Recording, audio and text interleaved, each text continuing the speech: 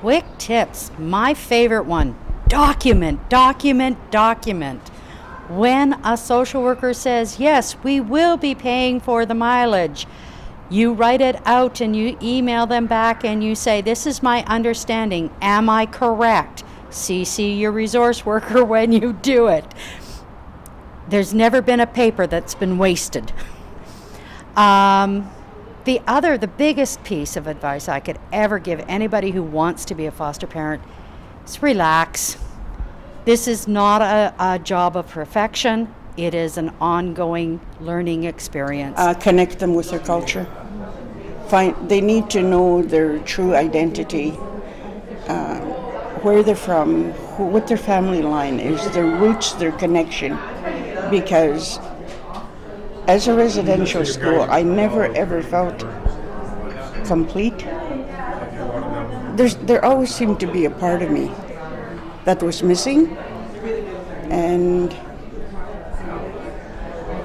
I get emotional about that too, but they need to know who they are. These little people need to know who they are, where they're from. Yeah.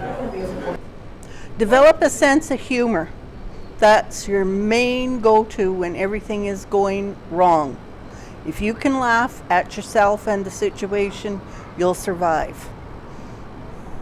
If you can't, you won't survive. The number one tip that I would have is to make sure you have a really good network of people that have been there. They know what they're doing.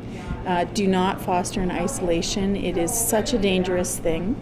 You can very quickly become overwhelmed. The other suggestion I would have is get to know your contracts. What are you signing? What does it mean? Those contracts, they have language in there that is a responsibility for you. These are the things that are anticipated in you for you to be able to accomplish in that period of time that you're signing for. So just be really cognizant of that. Find your own support system. Yeah. And don't think that you need to know everything. Don't be afraid to make mistakes.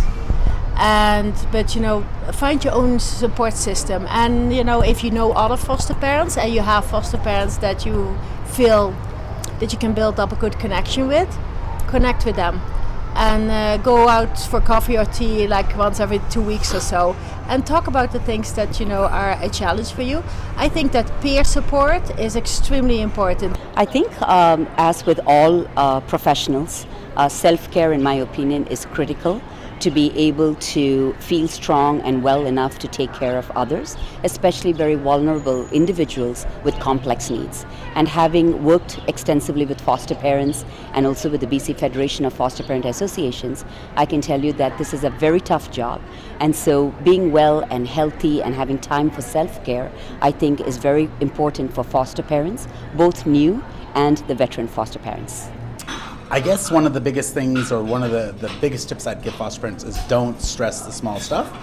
Learn to treat your fostering as a business in the sense that you want to make sure that your documentation is signed and dotted and all the T's crossed.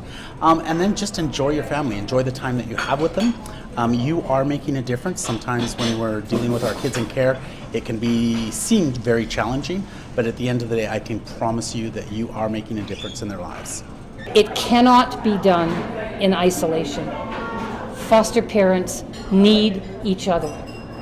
We need the ministry, we need supports, we need counseling, we need all sorts of things, money, but most of all, we need each other. We need our associations locally and provincially so that we can be a collective voice speaking on behalf of the profession that we have, which is caring for and raising healthy, mentally and physically, children. We need each other. We need to speak together. We need to stand up for each other.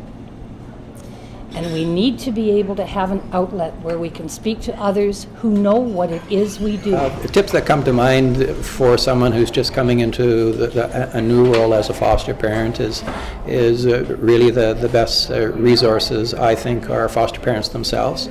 So I would not be shy at all of becoming acquainted with others who are fostering in your area.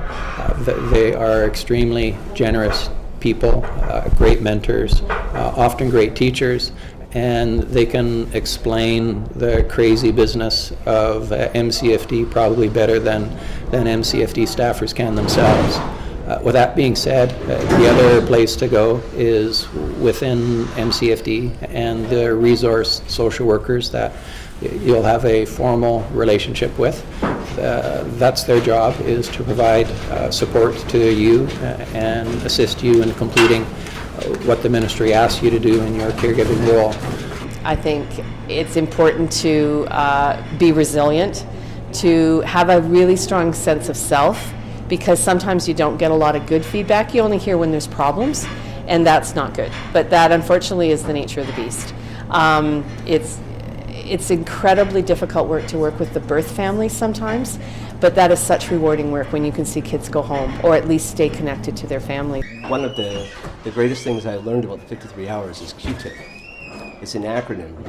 I had a Q-tip in my pocket for probably the first 6 months of being a foster parent.